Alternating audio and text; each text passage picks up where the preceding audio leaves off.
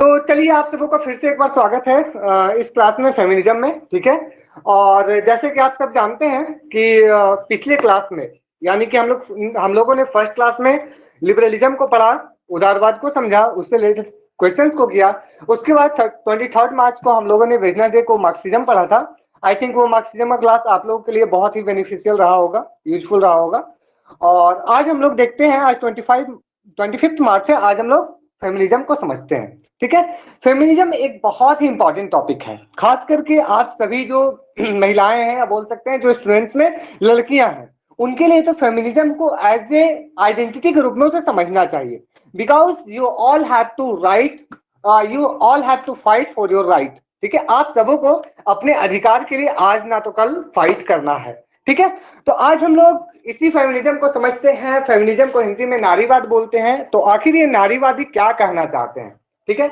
नारीवादी या बोल सकते हैं नारियों की जो डिमांड है उसकी क्या जरूरत पड़ी। हम लोग ये देखते हैं कई सारे विचारक ऐसे हुए जो मेल है लेकिन फिर भी वो वुमेन्स के डिमांड या वुमेन्स के राइट्स के लिए वो मांग करते हैं और उसके लिए वो फाइट करते हैं। ठीक है। तो हम लोग देखते हैं, इन्हीं लोगों को समझने की कोशिश करते हैं आज की क्लास में। ठीक है। तो चलिए शुरू करते हैं।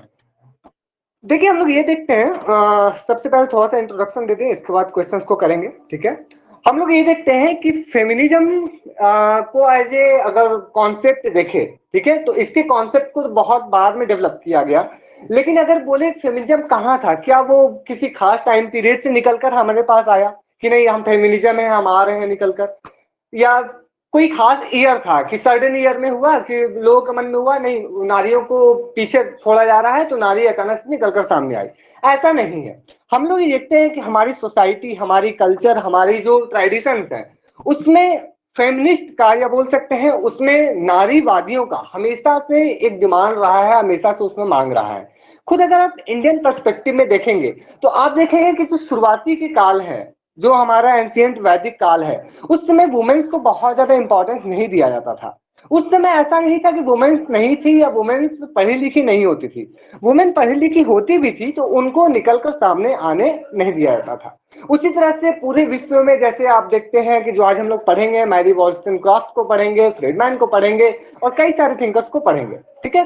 तो मेनली देखते हैं कि as a discipline, as a study जो इसको शुरू किया जाता है वो आपके वेस्टर्न कंट्रीज में, खास करके यूरोपियन और अमेरिकन कंट्रीज में इसको स्टार्ट किया जाता है। उसी को हम लोग पढ़ने की कोशिश करेंगे। First wave of feminism, second wave of feminism, third wave of feminism को पढ़ेंगे। फिर साथ में हम लोग ये देखेंगे कि फेमिनिज्म में 3 इंपॉर्टेंट ट्रेंड्स हैं, यानी कि कुछ फेमिनिस्ट जो होते हैं वो लिबरल्स होते हैं, कुछ जो होते हैं वो रेडिकल्स होते हैं, कुछ जो होते हैं वो सोशल्स होते हैं। ठीक है, सोशल फेमिनिज्म। तो ये सारे लोग क्या बोलते हैं, इनकी आर्गुमेंट क्या होती है, इसको समझने के साथ साथ हम लोग आगे बढ़ेंगे। लेकिन उसके पहले हम लोग कुछ इंपॉर्टेंट क्वेश्चंस को कर लेते हैं। ठीक है। तो आपके स्क्रीन पे क्वेश्चन पहला ये आया है। ठीक है। क्वेश्चन ये है, who coined the term feminism? I think इसका जवाब आप सब जानते होंगे, तो इसके लिए मैं आप सबों को पोल प्रोवाइड कर रहा हूं। ठीक है। आप सभी इसका आंसर पोल में करेंगे। Who coined the term feminism? Mary Wollstonecraft, Milton Friedman, Charles Taylor या Charles Fourier?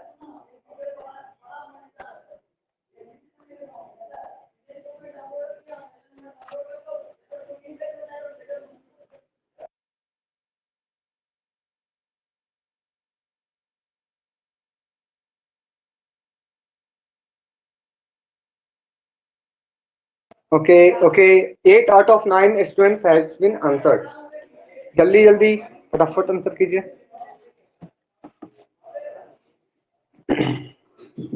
10 more seconds are remaining. फिर देखते हैं कितने लोगों ने इसका आंसर सही किया है।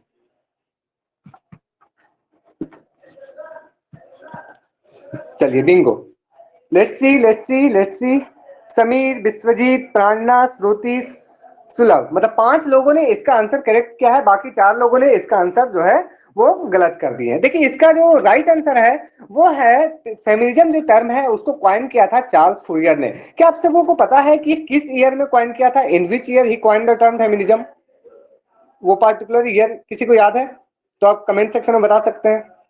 किस ईयर में चार्ल्स फूरियर ने फेमिनिज्म टर्म को कॉइन किया था या यूज किया था? Yes Pranana, very good. 1837। आप सब याद कर लीजिए, अपने पास अगर नोटबुक और पेन लेके बैठे हैं तो इसको लिख लीजिए कि 1837 में चार्ल्स फूरियर ने फेमिनिज्म टर्म को क्वाइन किया था और इसको यूज किया, मेनली क्वाइन किया था। ठीक है, इसके बाद कुछ क्वेश्चन और करते हैं। क्वेश्चन नेक्स्ट आपके सामने यह है, which among the following is full title of the name of the book written by Mary Wollstonecraft? Mary Wollstonecraft के द्वारा लिखा गया जो बुक है उसका फुल नाम कौन सा है?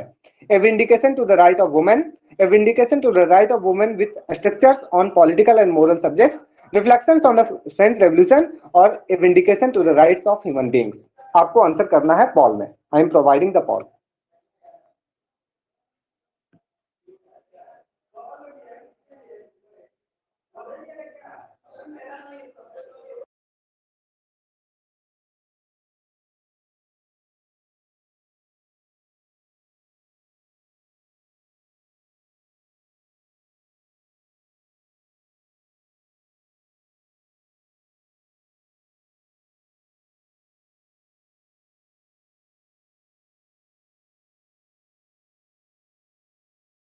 Let's see, 5 more seconds are remaining.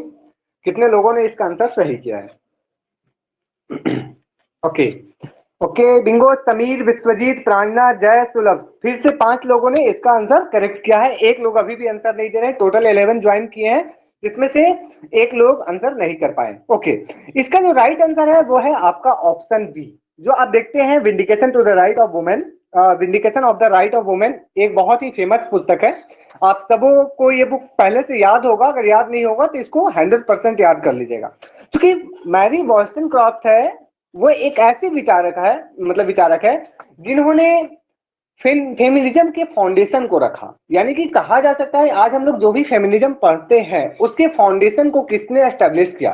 तो इसकी फाउंडेशन को मैरी वॉल्स्टनक्रॉफ्ट ने एस्टेब्लिश किया, जो एक पुस्तक लिखती है, a vindication to the right, vindication of the right of women with structures on political and moral subjects. Okay, एक और question, Which of the following is not a feminist argument? आप सब क्वेश्चन को अच्छे से पढ़ लीजिए। I am giving you proper time. Yes Vishwajeet.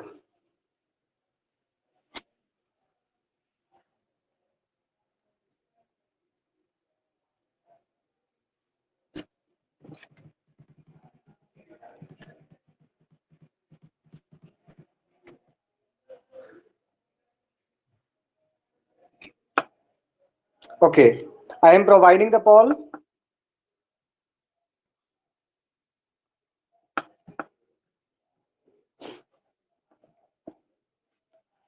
चलिए, क्वेश्चन को आराम से पढ़ के आंसर करना है, ठीक है? टाइम आपके पास इनफ है, यू हैव इनफ टाइम।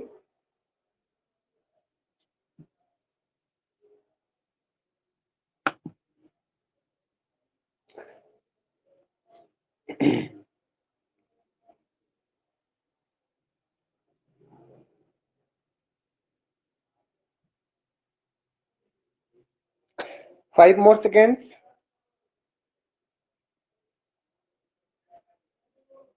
चलिए, let's see how many of you have corrected. Pranana, Shruti, Sulabh, Satmay और जय, ये 4-5 लोगों ने करेक्ट किया है। देखिए, इसका जो राइट आंसर है, पहले इसके स्टेटमेंट्स को पढ़ लेते हैं एक एक करके। पहला स्टेटमेंट है, the public private divide had been used to marginalize women from public participation. बिल्कुल, हम लोग देखते हैं कि फेमिनिस्ट जो है उनका एक बड़ा आर्गुमेंट होता है कि क्या है कि जो वुमेन्स हैं उनको पब्लिक प्राइवेट स्फेयर में अलग अलग करके देखा जाता है। ठीक है, मतलब पब्लिक स्फेयर में उनको आने नहीं दिया जाता है, उनको सिर्फ पर्दे के पीछे घर के अंदर ही रखा जाता है। एक फेमस आर्गुमेंट है। Next, patriarchy is a system of structural domination. बिल्कुल, पैट्रियार्की के खिलाफ वो लोग जाते हैं। तीसरा जो स्टेटमेंट है उसके पहले हम चौथा स्टेटमेंट पढ़ते हैं, unequal sexual division of domestic labour is a source of women operation. बिल्कुल, जो हम ये कह सकते हैं कि जो sexual division of domestic labour है, मतलब सेक्स के आधार पे या तो आप महिला हो या पुरुष, इसके आधार पे आपको कामों का बंटवारा किया जाता है, आपके डोमेस्टिक कामों को। ठीक है, तो ये भी एक फेमस आर्गुमेंट है। लेकिन जो स्टेटमेंट 3 है वो क्या है, ध्यान से देखिए, the goal of feminism is to dismantle patriarchy and establish matriarchy. क्या नारीवादी ये बोलते हैं नहीं, ये जो पितृसत्तात्मक है इसको पूरा उखाड़ के फेंक दो, लोगों को हटा दो और हम लोग सिर्फ सब पे राज करेंगे। ऐसा तो बिल्कुल नहीं कहते हैं। वो राज करने की बात नहीं करते हैं, बल्कि वो कंधे से कंधे मिलाकर आगे बढ़ने की बात करते हैं। ठीक है, इसलिए इसका जो राइट आंसर है वो है option 3, this is not an argument of feminism. चलिए एक और question, which was the first country to have voting rights to women? इनमें से कौन सा कंट्री है जिन्होंने पहली बार वुमेन्स को वोटिंग राइट्स प्रोवाइड किया? यूनाइटेड स्टेट्स, इंग्लैंड, जर्मनी या नन ऑफ द अबव?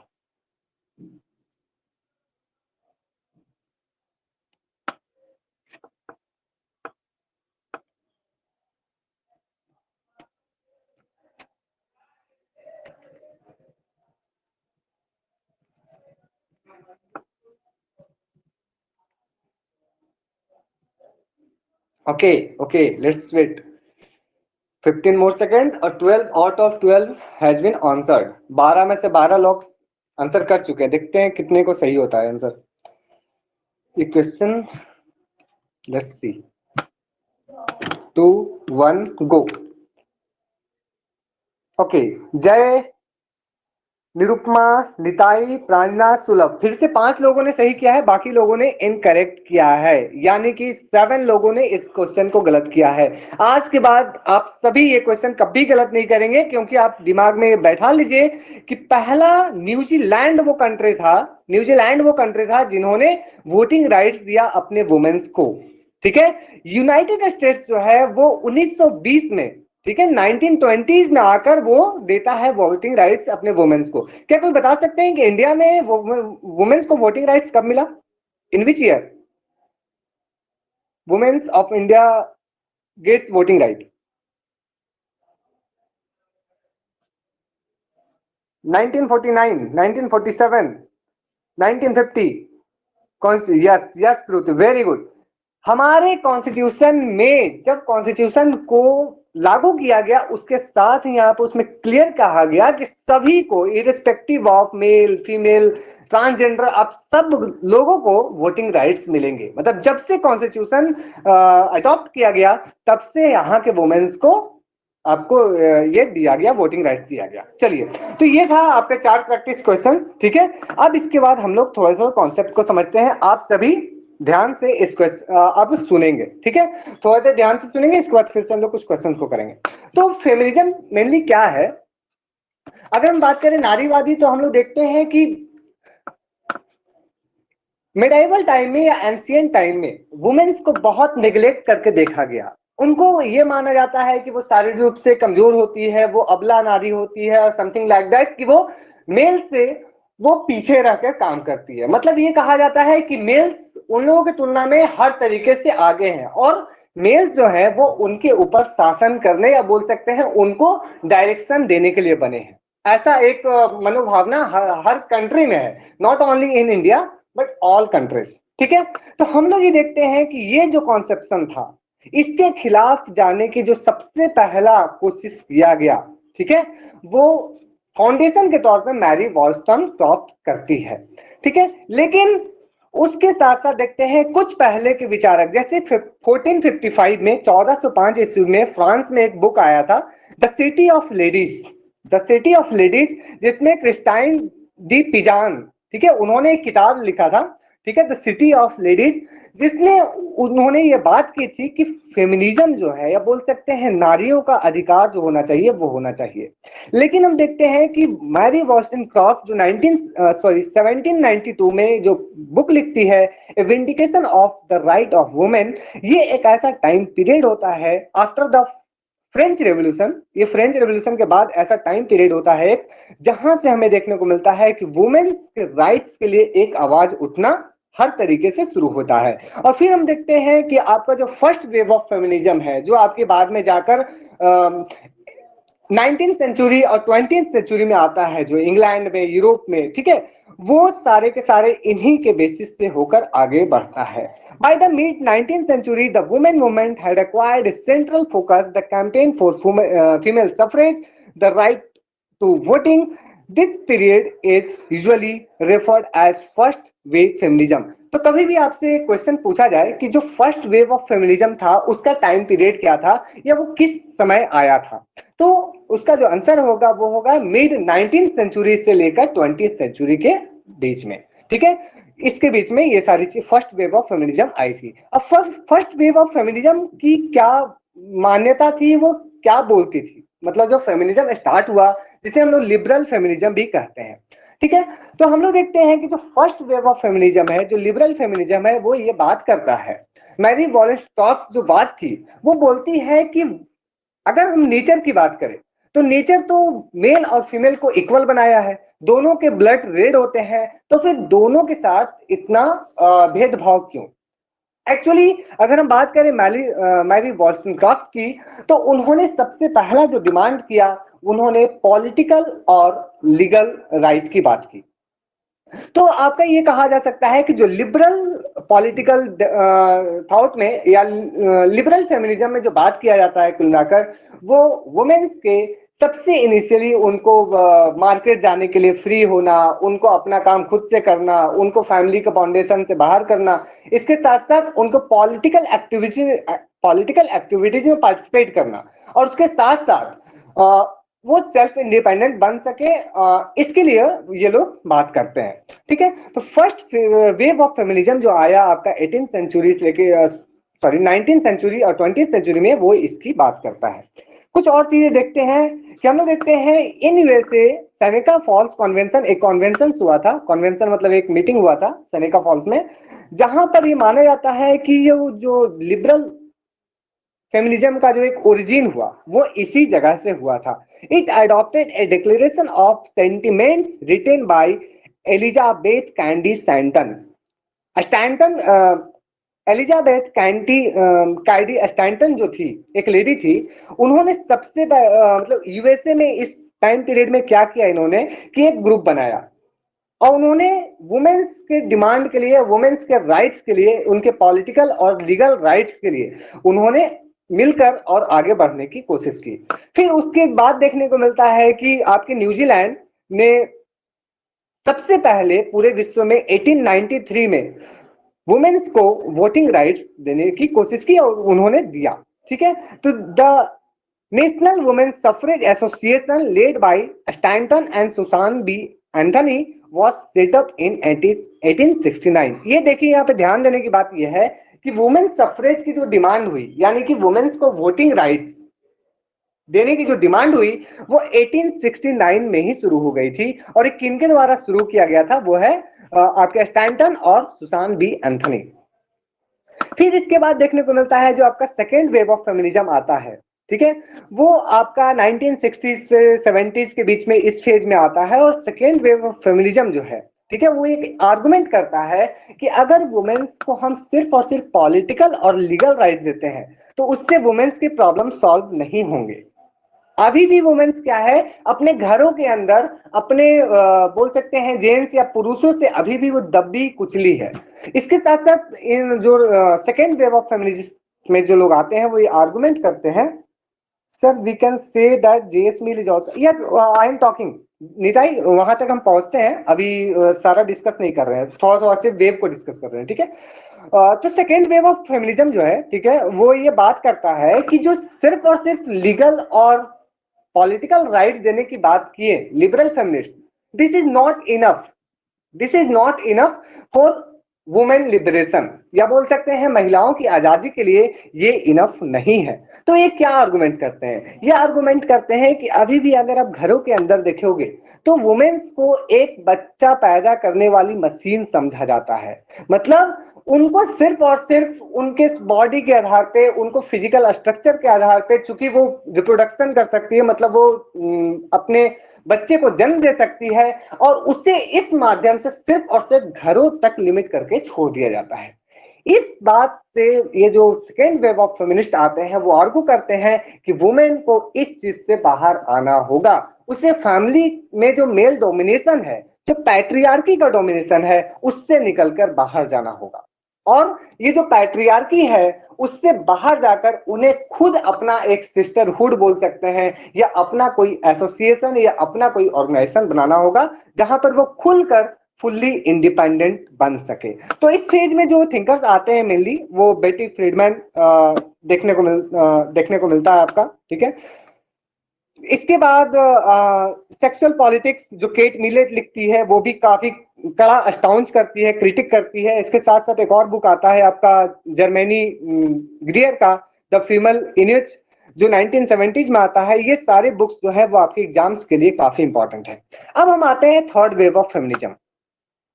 जो आपका थर्ड वेव ऑफ फेमिनिज्म आता है वो आपका आता है 1990s के बाद। क्योंकि हम लोग देखते हैं जब से पोस्ट मॉडर्निज्म का कॉन्सेप्ट आया, पोस्ट मॉडर्निज्म के कॉन्सेप्ट ने आकर हर फील्ड में, हर डिसिप्लिन में एक क्रांति पैदा कर दी। ठीक है। अगर मैं आपको हालांकि नेक्स्ट क्लास में पढ़ाऊंगा पोस्ट मॉडर्निज्म, लेकिन अभी थोड़ा सा एक्सप्लेन करते हैं पोस्ट मॉडर्निज्म क्या है। ठीक है। देखिए, अगर हम बात करें पोस्ट मॉडर्निस्ट के बारे में, तो पोस्ट मॉडर्निस्ट मेनली यही कहते हैं कि हम लोग चीजों को ऑब्जेक्टिव रूप से, या बोले अगर कि यही सत्य है, ऐसा बिल्कुल भी नहीं है। एक ही प्रॉब्लम्स को देखने के अनेक अलग अलग नजर हो सकते हैं। तो उसी, हाँ बोलिए, कोई कुछ बोल रहे हैं?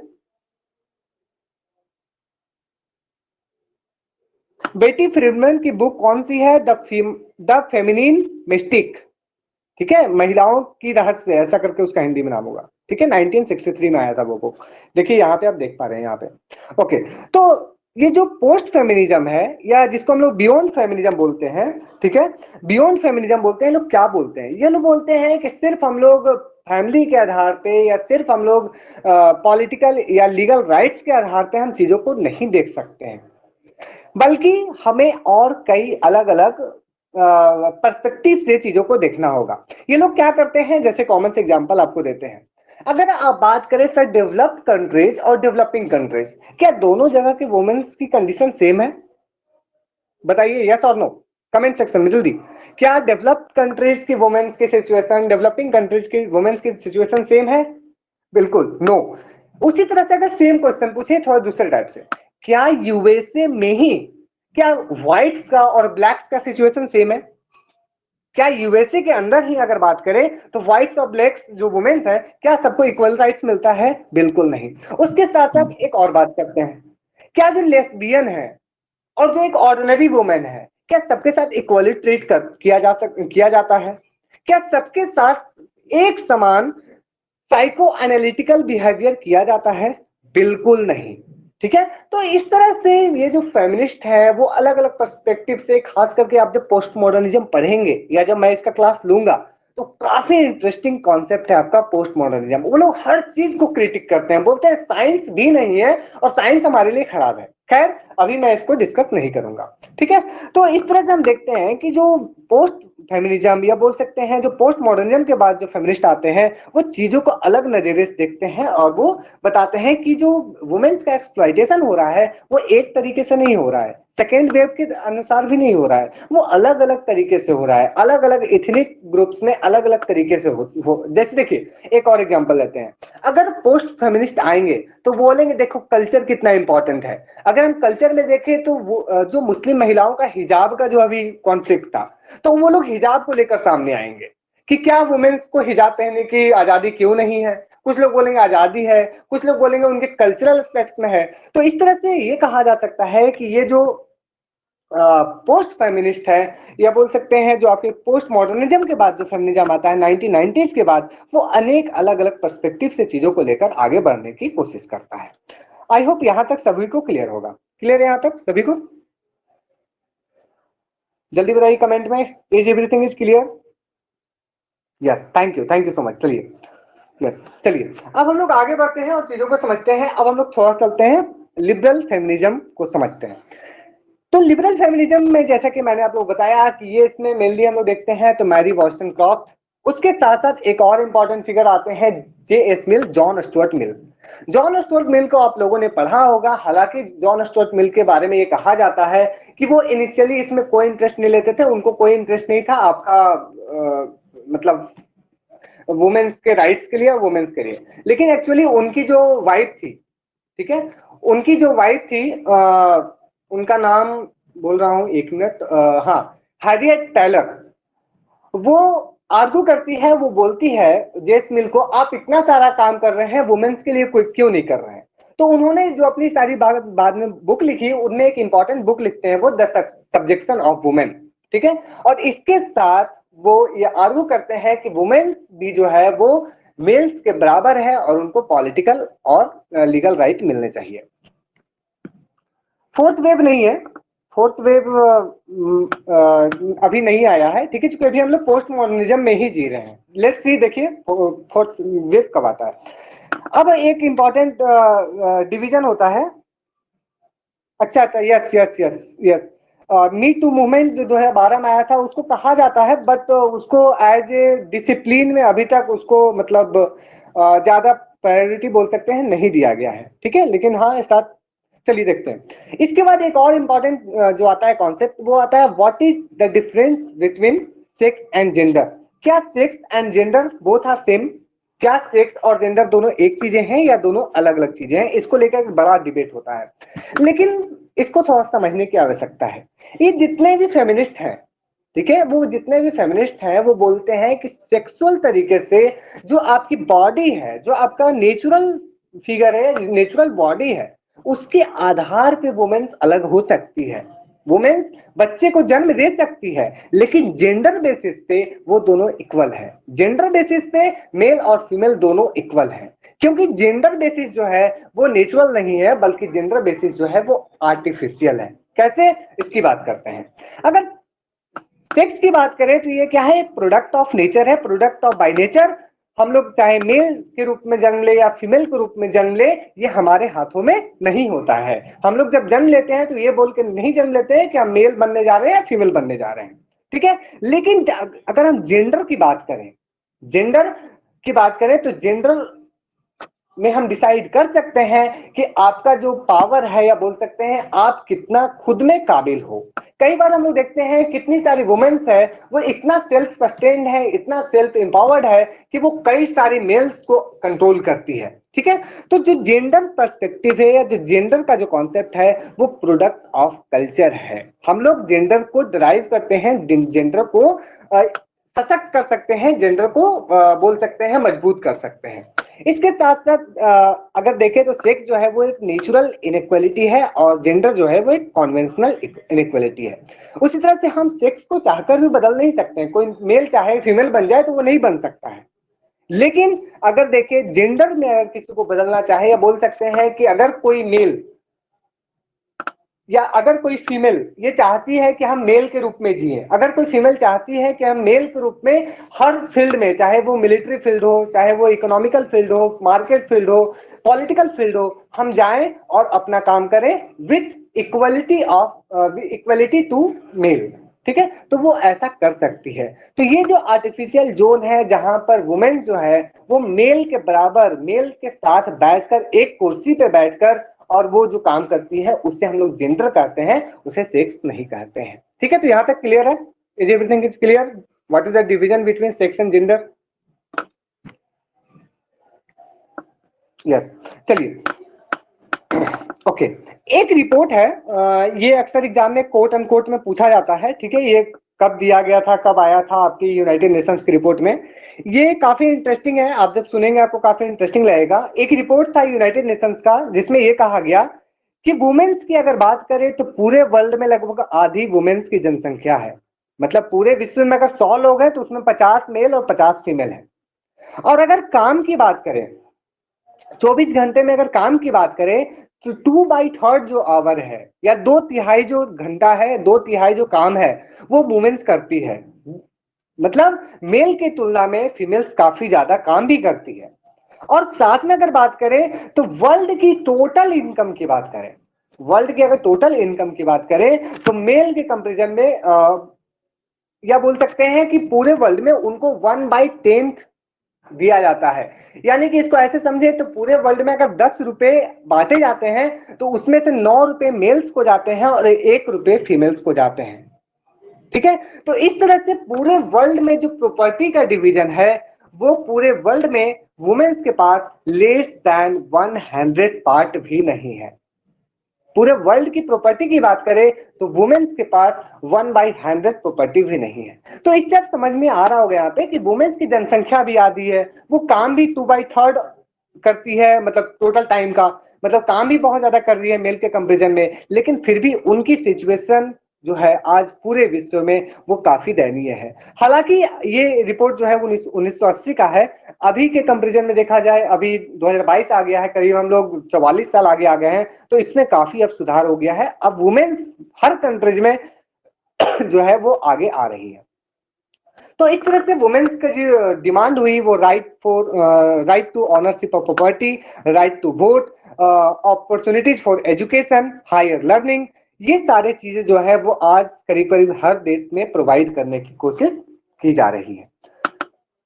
इसके साथ साथ उनके मतलब पूरे वर्ल्ड में जो एक वॉइस रेज हो रही है, एक इक्वल वॉइस हो रही है कि वो वी वांट इक्वलिटी या we want equal status to male. मतलब फीमेल आज किसी भी फील्ड में या किसी भी स्टेटस में मेल के कंपेरिजन में कम रहने की ना तो कोशिश कर रही है, ना तो वो कम रहने की बात कर रही है। चलिए कुछ क्वेश्चन को करते हैं, लेकिन ये चीजें मैं आपको बता चुका हूं कि तीन मेनली इसके स्टेम्स में बांटते हैं, लिबरल, रेडिकल और सोशलिस्ट। कुछ क्वेश्चंस हैं जिसको करते हैं। Who among the following not belongs to liberal feminism? इनमें से कौन है जो लिबरल फेमिनिज्म से बिलोंग नहीं करती है?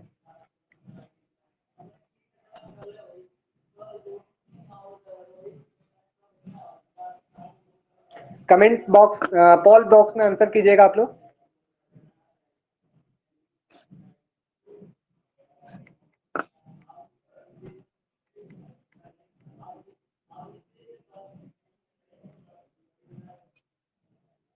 Okay okay, you can take time.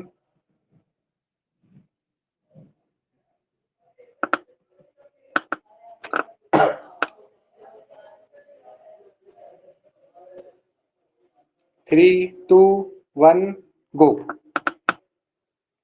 चलिए, विश्वजीत, जय, प्रणव, प्रार्थना, सब समय, सादीक्षा। चलिए, इस बार काफी लोगों ने सही किया। इसमें से हम देखते हैं जो ऑप्शन डी है, साइमन डे बुआ। ठीक है, ये इसको पढ़ते हैं हम लोग साइमन डे वियवर। ठीक है, ये जो है ये आपके लिबरल फेमिनिज्म से बिलोंग नहीं करती है। कैरोल पेटमैन, मैरी वॉल्सक्रॉफ्ट, बेटी फ्रीडमैन, ये जितने भी हैं यस, ये जितने भी हैं वो आपके लिबरल से हैं। एबीसी बाकी सी जो है वो आपके रेडिकल फेमिनिज्म से बिलोंग करती है। एक और question, who wrote the famous work the second sex?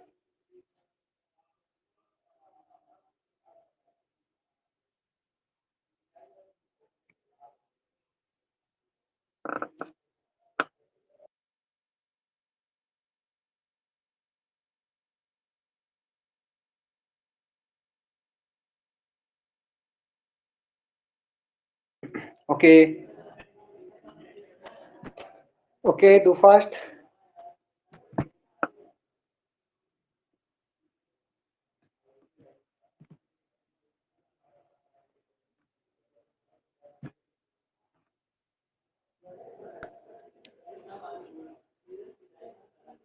Okay, let's see. Vishwajit, Nitai, सब समय, प्रांजना, श्रुति, जय, सादीक्षा। चलिए, इस बार काफी लोगों ने सही किया। तो इसका जो राइट आंसर है वो भी आपका साइमन दे बियवर है। ठीक है, इसका भी ऑप्शन ए जो है वो करेक्ट है। ये उनका बुक है जो 1949 में पब्लिश हुआ था। एक और फेमस क्वेश्चन है, हालांकि ये क्वेश्चन बहुत बार पूछा जाता है। Who made this famous quotation या dictum? Women are not born, they are made. मतलब वुमेन्स को पैदा नहीं किया जाता है, उन्हें बना दिया जाता है। ऐसा किसने कहा?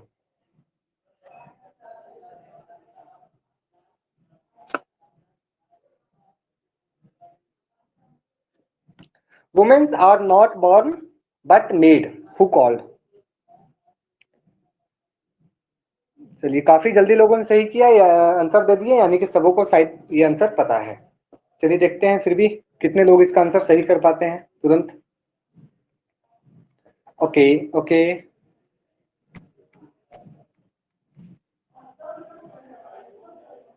Okay, 5 more seconds.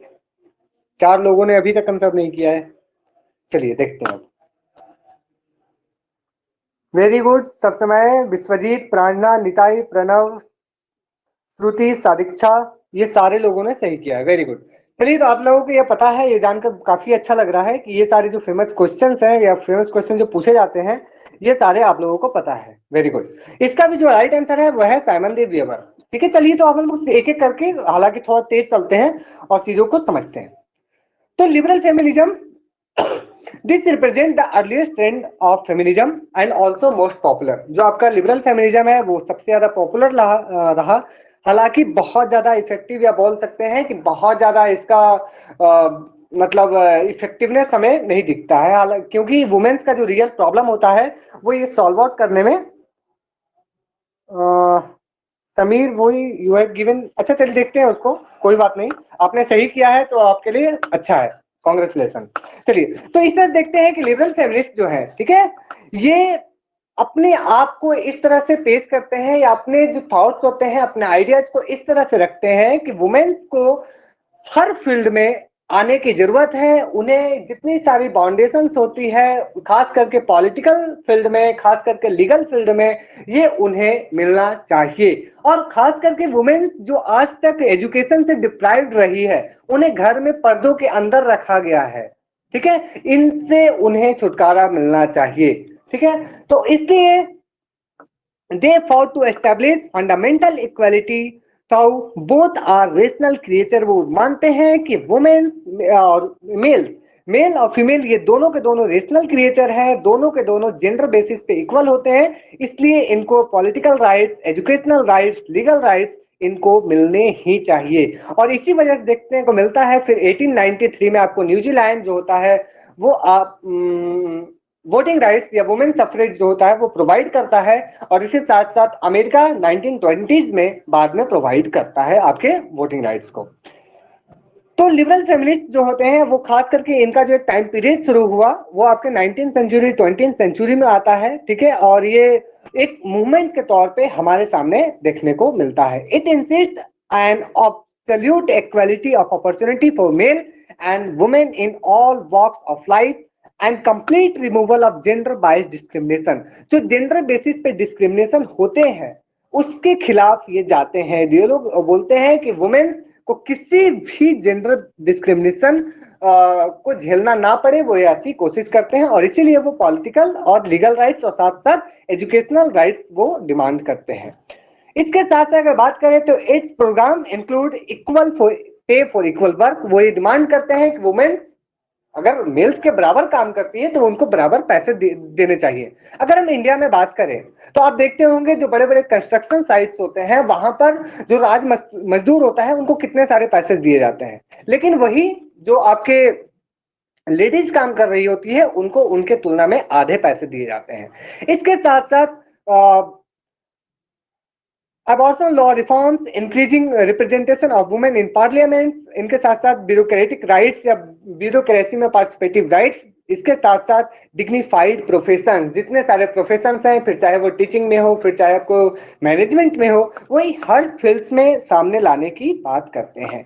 This is the most popular stream of feminist movement but it is not consider to very influential. हालांकि ये बहुत फेमस रहा, काफी दिनों तक चला, लेकिन अगर इसकी प्रभाव देखें तो काफी ज्यादा नहीं रहा। कैसे प्रभाव नहीं रहा? क्योंकि देखिए वुमेन्स को पॉलिटिकल राइट्स तो मिल गए, पॉलिटिकल राइट्स और लीगल राइट्स, एजुकेशनल राइट्स तो मिल गए, लेकिन अभी भी उनको जो देखा जाता था घरों के अंदर जो मेल्स के द्वारा उनको प्रताड़ित किया जाता था, अभी भी उनको एज ए समझा जाता था कि वो सिर्फ और सिर्फ फिजिकली कमजोर है और वो बच्चों को जन्म देने वाली एक मशीन है।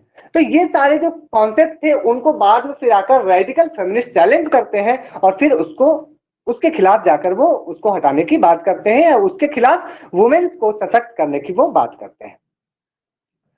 अगर हम लोग बात करें मैरी वॉल्सनक्रॉफ्ट की, तो Mary Wollstonecraft is a founder face of आपके फेमिनिज्म जो पढ़ रहे हैं इसका एक फाउंडेशनल जो रखा गया बेस, वो आपके मैरी वॉल्सनक्रॉफ्ट ने रखा। अगर इनके टाइम पीरियड की बात करें तो ये 1759 से 1907 के बीच में था, और ये खास करके हम लोग इनको इसलिए पढ़ते हैं क्योंकि उनका काफी सारा वर्क है उनका, मैं उनका लिस्ट क्रिएट किया हूं, मैं आपको बता दूंगा। लेकिन उनका एक बहुत ही फेमस वर्क है जिसका नाम है vindication of the right of women, जो 1972 में आया था, और इसके लिए वो सबसे ज्यादा फेमस है। इसके लिए इनका जो बुक आया था, सोचिए 1972 में, ना सॉरी 1792 में, 1792 में पूरे विश्व में कहीं भी फेमिनिज्म को लेकर कोई बात नहीं हो रही थी बड़े लेवल पे। तो मैरी वॉल्सनक्रॉफ्ट जो थी वो पहली बार ऐसी कुछ बात करती है। और इसमें क्या बोलती है, women's was not only restraint from voting but was also deemed under unfit education, was debarred from many occupation and had no legal rights to own property। वो बोलती है कि वुमेन्स के पास ना एजुकेशनल राइट्स है, ना पॉलिटिकल राइट्स है, ना ऐसी कुछ राइट्स है, और ना उनके पास लीगल राइट है प्रॉपर्टी को एक्वायर करने के लिए। इसलिए वुमेन जो है वो पिछड़ी हुई है, वो दबी हुई है, उन्हें ये सब मिलना चाहिए। तो इस तरह से वो आगे बढ़ती है। She argue that women like men are rational individual and should have equal rights. वो इक्वल राइट्स की बात करती है, तो इसलिए वो इनको हम लोग देखते हैं। अगर इनके हम लोग फेमस बुक की बात करें तो ये इसकी आप स्क्रीनशॉट ले सकते हैं, हालांकि मैं आपको इसका पीपीटी तो दे ही देता हूँ। सबसे फेमस पुस्तक जो है वो आपका ये है vindication to the right of women एक है आपका vindication to the right of man, जो उसके 2 साल पहले आता है 1970 में। एक आता है आपका मैरी ए फिक्शन 1788 में। और उनका अगर कभी भी आए उनका सबसे पहला पुस्तक कौन था या सबसे फर्स्ट राइटिंग कौन सा था, तो वो 1787 में एक बुक लिखती है, thoughts on education of daughters. Actually इनकी बात करें तो ये एक स्कूल खोली थी अपने टाइम पीरियड में, और ये स्कूल खोली थी और उसके साथ अपने फ्रेंड्स के साथ स्कूल खोली थी, और इस स्कूल में इसकी जो सिस्टर्स थी वो लोग भी टीच करती थी। तो इसलिए वो बेटियों की जो एजुकेशन पे जो जोर दिया, इसके लिए उन्होंने सबसे पहली पुस्तक लिखी। और इसके साथ साथ एक बहुत फेमस पुस्तक है मारिया और द रॉन्ग्स ऑफ वुमेन, इस 1798 में आता है। ये सारे बुक्स आप याद करेंगे क्योंकि ये सारे बुक्स डायरेक्टली एग्जाम में पूछे जाते हैं। एक और इंपॉर्टेंट फेस जॉन स्टुअर्ट मिल आपके लिबरल फेस में आते हैं, जो रियली में देखा जाए तो हैरियट टेलर मिल जो उनकी वाइफ होती है उनसे वो इन्फ्लुएंस होकर या उनकी बातों को मानकर वो बाद में लिखते हैं, और वुमेन्स के राइट्स की वो लीगल और पॉलिटिकल राइट की बात करते हैं। और इनकी अगर एक फेमिनिज्म के ऊपर एक किताब की बात करें तो फेमिनिज्म के ऊपर एक किताब है द सब्जेक्शन ऑफ वुमेन। ठीक है, ये किताब आप याद रखेंगे, द सब्जेक्शन ऑफ वुमेन, जो 1869 में आती है।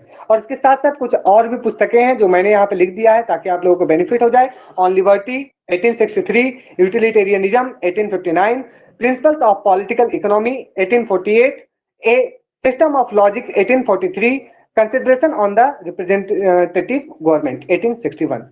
तो ये सारे बुक्स हैं इनके। खैर, इसके साथ साथ कुछ और लिबरल फेस में हमें देखने को मिलता है। एक है आपका बेटी फ्रीडमैन, जो आपके सेकेंड वेव ऑफ फेमिनिज्म से बिलोंग करते हैं, हालांकि ये भी लिबरल है। इनका एक फेमस बुक है आपका फेमिनिन मिस्टिक, 1963 में आता है। और एक और है द सेकेंड स्टेज, 1983 में आता है। तो ये सारे किताब आप याद रखेंगे। और इसके साथ साथ कैरोल पैटमैन, और जिनका एक फेमस पुस्तक है सेक्सुअल कॉन्ट्रैक्ट, ठीक है, जो 1988 में आता है। तो यहां तक था आपका लिबरल फेमिनिज्म के बारे में। क्या यहां तक सब कुछ क्लियर है या कोई डाउट है? Is everything is clear about liberal feminism?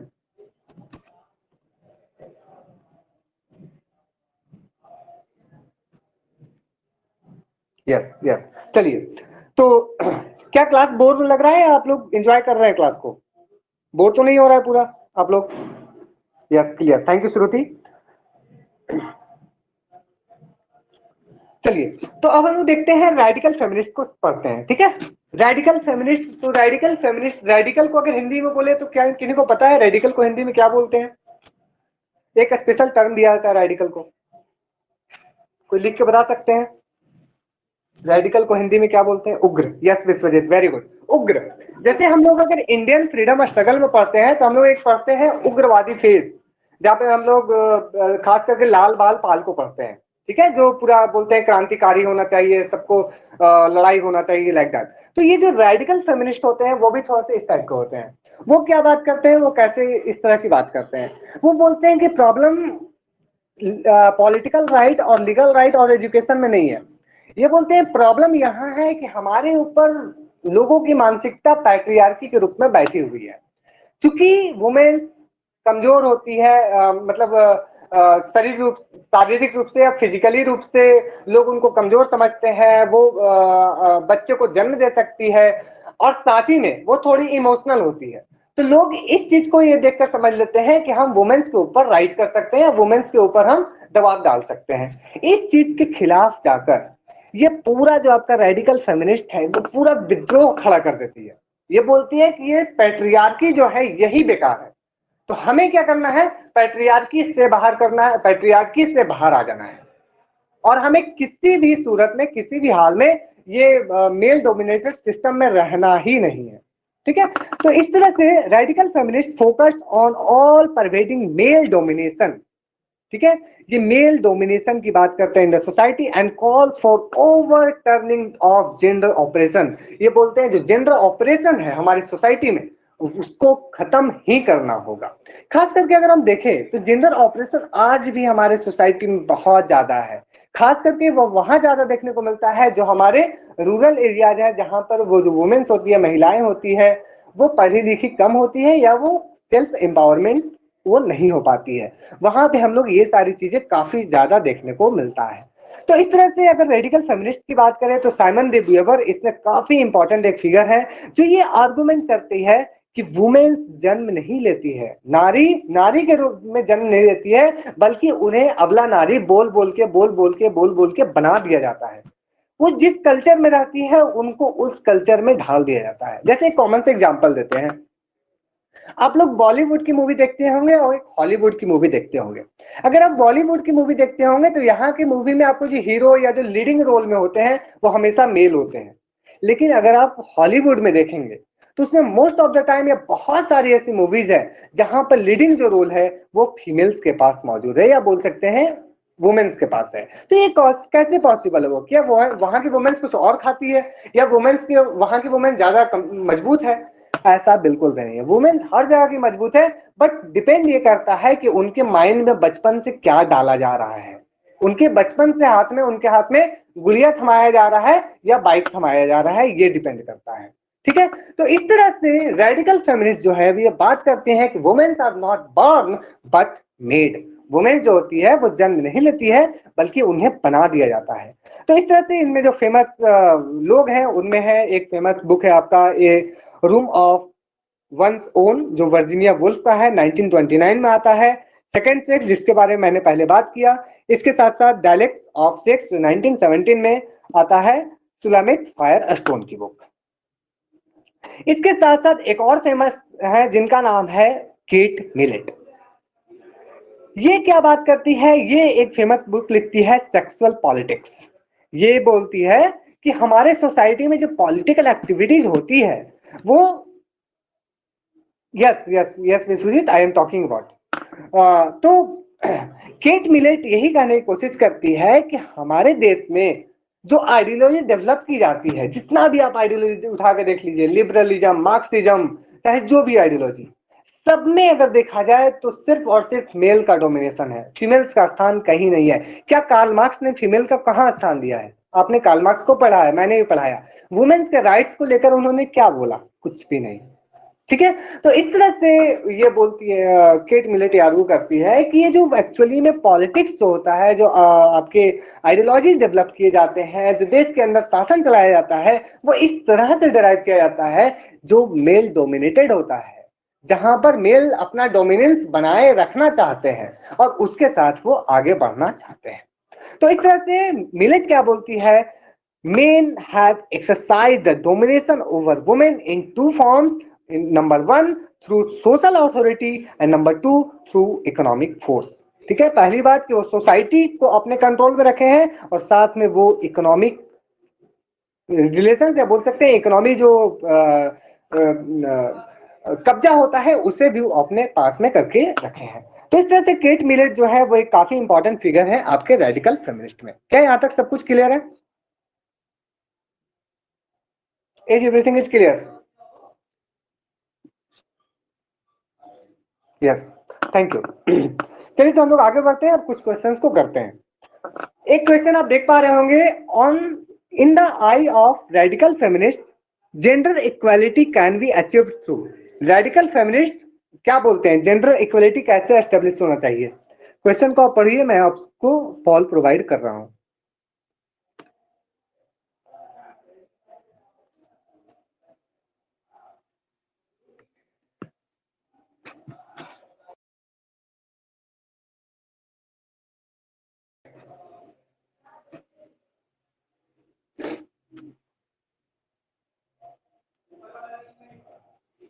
Okay okay, time आराम से लेके सोच के, चूंकि मैंने अभी तुरंत इसको पढ़ाया है तो इसको गलत मत कीजिएगा आप लोग।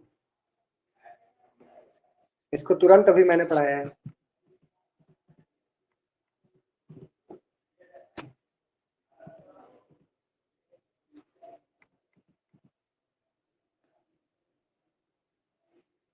ओके, चलिए देखते हैं।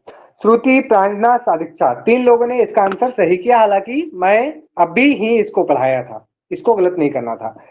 रेडिकल फेमिनिस्ट क्या बोलते हैं कि वुमेन इक्वालिटी कैसे हो सकती है, ये जो पैट्रियार्की है उसको उठा के फेंकने में और उससे बाहर आने में।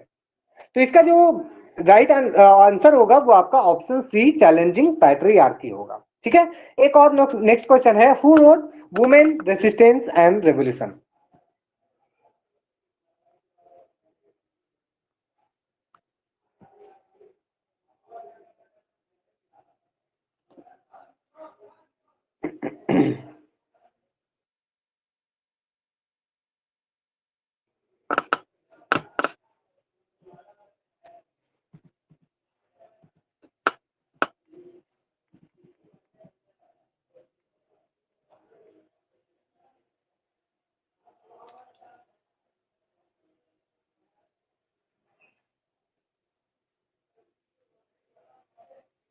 सारे लोग क्लास में ध्यान नहीं दे रहे हैं क्या? 6 लोग ही आंसर दे रहे हैं, बाकी लोग कहाँ गए?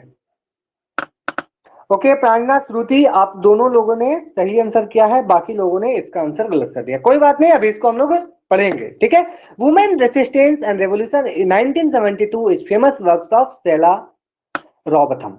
ठीक है, ये ऑप्शन डी जो है, स्टेला रॉबथम, इनकी फेमस पुस्तक है। खैर, चलिए इसको पढ़ते हैं। गलत हुआ कोई बात नहीं, इसको सीखना है। एक जो नेक्स्ट आपका फेज बचा हुआ है वो आपका सोशलिस्ट फेमिनिस्ट है।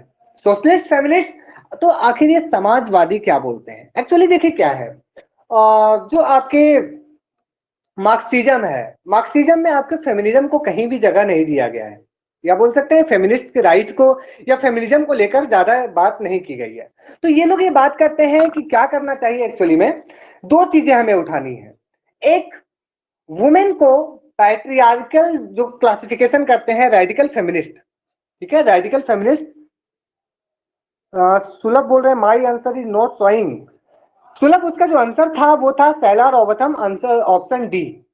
अब आपके दिख नहीं रहा है, वो पता नहीं क्या प्रॉब्लम है, चलिए कोई बात नहीं, इसको देखते हैं। ठीक है, तो सोशलिस्ट फेमिनिस्ट ये कहते हैं कि आपके दो पर्सपेक्टिव को उठाते हैं। एक आपका जो रेडिकल फेमिनिस्ट चैलेंज कर रहे थे पैट्रियार्की को, तो ये भी लोग पैट्रियार्की को खत्म करने की बात करते हैं, और इसके साथ साथ एक और चीज की वो बात करते हैं, और वो है क्लास एनालिसिस ऑफ मार्क्सिज्म। मतलब जो आपका कैपिटलिस्ट क्लास और जो आपका वर्कर क्लास है, यानी कि एक पूंजीवादी जिसके पास काफी सारे पैसे हो और एक जिसके पास पैसे नहीं हो, ये लोग थोड़े से उस कॉन्सेप्ट को लेकर आगे बढ़ते हैं। तो ये कहते हैं कि mainly it implies that capitalism as well as men are the beneficiaries of women's subordination. ये जो वुमेन्स हैं उनका बेनिफिट कौन ले रहे हैं? तो वुमेन्स के बारे में वो कहते हैं कि जो पैट्रियार्कल सिस्टम है वो तो वुमेन्स को एक्सप्लॉइट कर रहा है, कर ही रहा है, उसके साथ साथ आपका जो मेल डोमिनेशन है ये भी आपका कर रहा है। तो socialist feminist have particularly developed analysis of labour, both ways labour and domestic labour. जो सोशलिस्ट फेमिनिस्ट होते हैं वो ये बोलते हैं कि वुमेन्स को उनके काम के बदले जो मिलने चाहिए रिटर्न में, वो उनको नहीं मिल रहा है। तो उन्हें क्या करना चाहिए? हमें जो रिसोर्सेज का डिस्ट्रीब्यूशन करना चाहिए, हमें उनके साथ इक्वली करना चाहिए और उनको इक्वली हमारे सोसाइटी में जगह देने की बात करते हैं।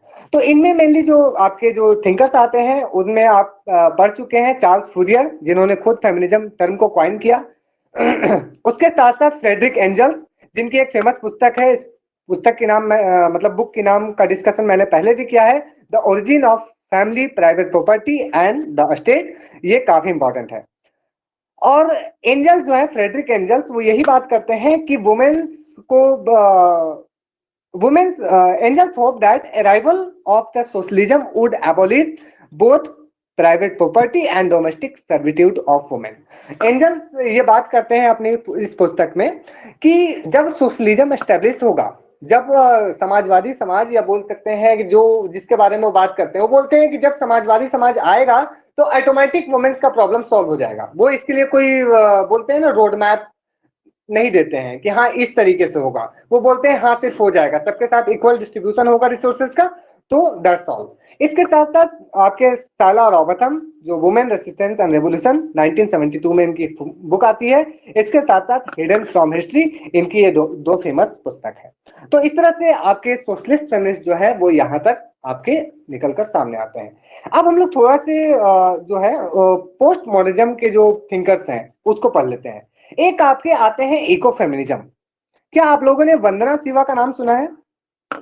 वंदना शिवा किस लिए फेमस है, वो किस देश से है? क्या आप कमेंट सेक्शन में बता सकते हैं? Vandana Shiva belongs to which country? India. Yes Nitai, any more comment?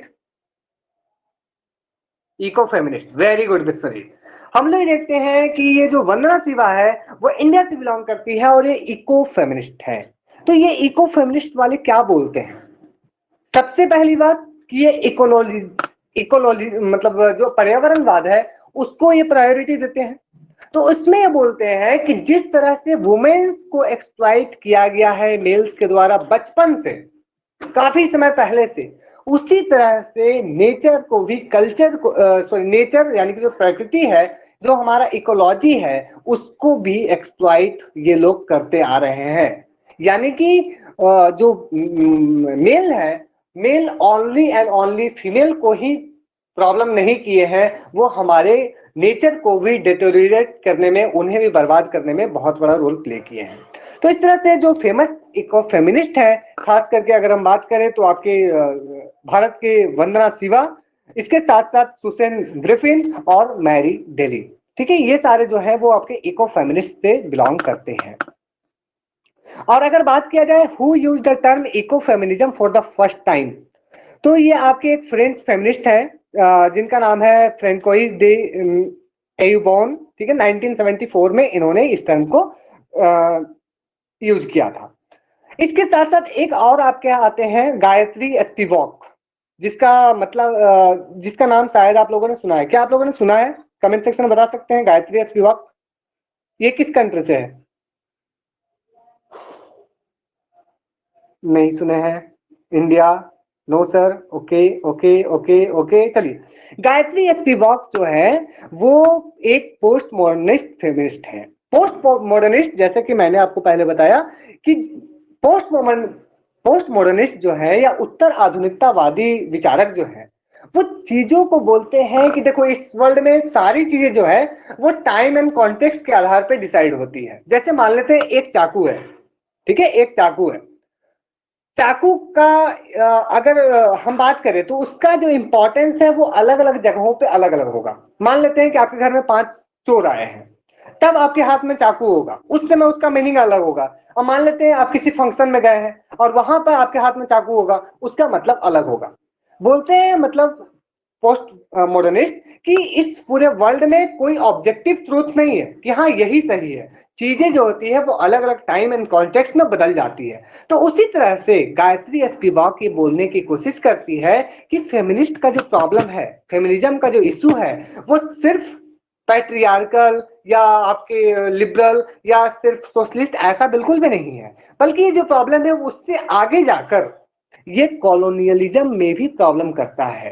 क्योंकि अगर हम बात करें तो हम जितने भी अभी तक फेमिनिस्ट के बारे में पढ़े, क्या वो सारे फेमिनिस्ट डेवलपिंग के थे या डेवलप के थे? अगर आप इस चीज को एनालाइज करोगे तो आप ये पाओगे कि जितने सारे थे वो सारे के सारे आपके डेवलप जो डेवलप्ड कंट्रीज है उस कंट्रीज के थे। मतलब गायत्री स्पिवाक ये कहने की कोशिश करती है कि जो फेमिनिस्ट नजरिया है, जो डेवलपिंग नेशन है उसको नजरअंदाज किया जा रहा है, या वहां की जो फेमिनिज्म डेवलप होनी चाहिए वो डेवलप नहीं हुई है। तो इस तरह से उन्होंने एक फेमस बुक लिखी है, उनकी एक बहुत ही फेमस बुक है। आप सभी इस बुक को मौका मिले तो जरूर पढ़ें, can the subaltern speak. Subaltern जो है, सबाल्टर्न का मतलब एक्चुअली में क्या होता है कि जो पिछड़े हुए हैं, जो दबे हुए हैं।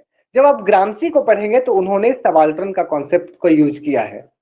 सबाल्टर्न स्पीक मतलब क्या ये जो कॉलोनिस्ट के जो लोग हैं जो दबे हुए हैं, क्या उनकी भी कोई आवाज होती है? ये इस बात को उठाती है और तब वो ये बोलती है कि कॉलोनियलिज्म जो है वो वुमेन, कॉलोनियल वुमेन जो है उनका नेग्लेक्शन हमेशा से होते आया है।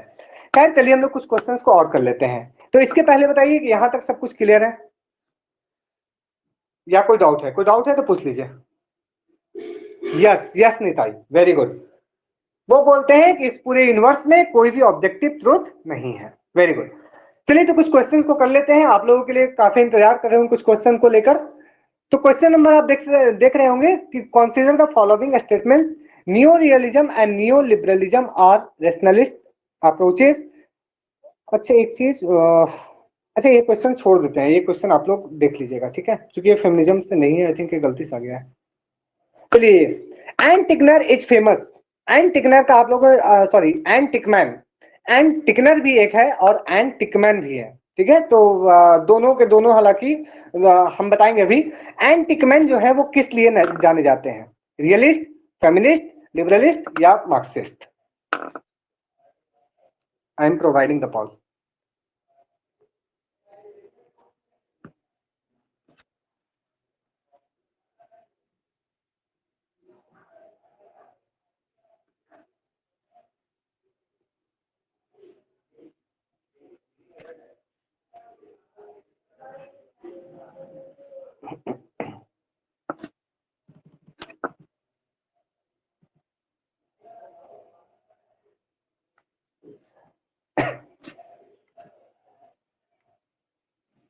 ओके ओके, चलिए देखते हैं कितने लोगों ने इसका सही आंसर किया है। And Tikman, yes yes yes, bingo. Shruti, Saptamay, Nitai, Pranjana, ये लोगों ने सही किया है। ये एक फेमिनिस्ट है, यूएसए के हैं। और मैंने एक और टर्म लिया था, नाम लिया था एंड टिकनर। एंड टिकनर को आप कहां पढ़ते हैं? क्या किन्हीं को पता है, याद है कुछ? कुछ याद आ रहा है एंड टिकनर? जब हम लोग मॉर्गन थाउ को पढ़ते हैं तो हम लोग ये देखते हैं कि एक ऐसी इंपॉर्टेंट वुमेन होती है जो मॉर्गन थाउ के 6 प्रिंसिपल्स को क्रिटिसाइज करती है। यस, आयर फेमिनिस्ट। हम लोग ये देखते हैं कि वो कार्ल, सॉरी, मॉर्गन थाउ के जो रियलिस्ट के जो प्रिंसिपल्स होते हैं वो 6 प्रिंसिपल्स को क्रिटिसाइज करती है और उनका नाम एंटिकनर है। खैर कुछ क्वेश्चंस को और करते हैं। The second way feminism emerge in the year between, इसकी मैंने डिस्कशन की है, तो इसका उम्मीद करते हैं कि आप सब इसका सही आंसर कर पाएंगे।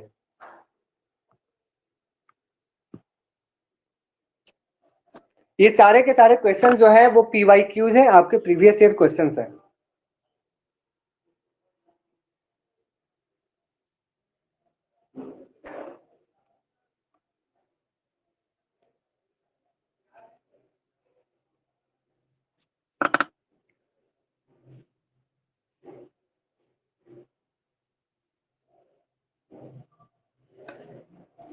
चलिए, होप इसका आंसर आप सभी सही कर पाए होंगे।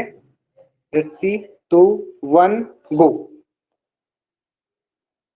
प्रार्थना, निताई, विश्वजीत, श्रुति, प्रणव, सब समय। चलिए वेरी गुड, आप सबों ने ये सही किया, या मुझे जानकर खुशी लगी कि आप लोगों ने कम से कम ध्यान से सुना है।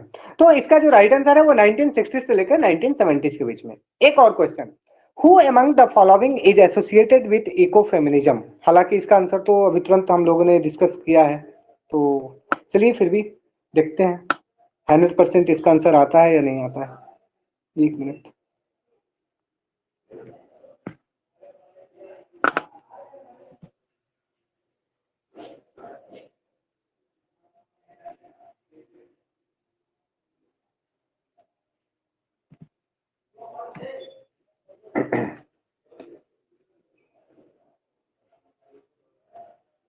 ओके,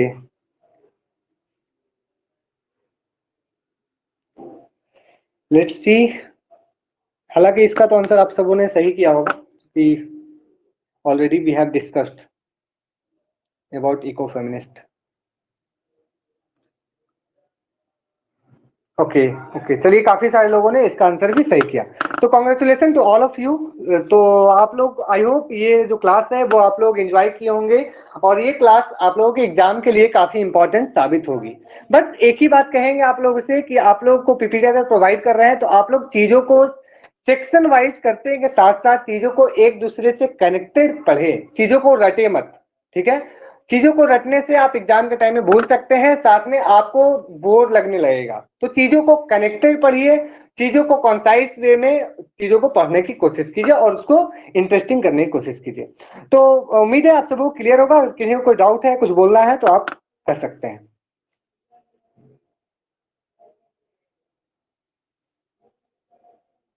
विश्वजीत, इसका मुझे, हाँ बोलिए।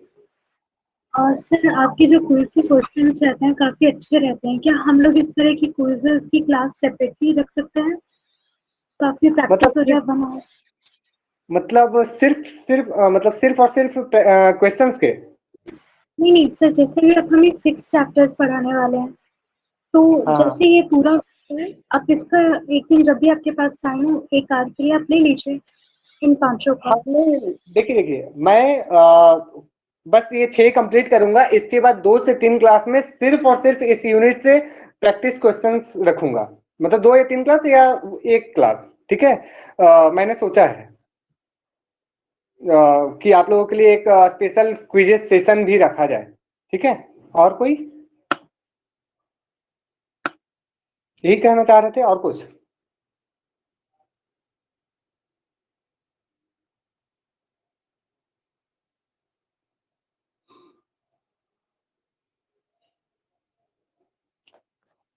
और कोई कुछ बोलना चाहते हैं?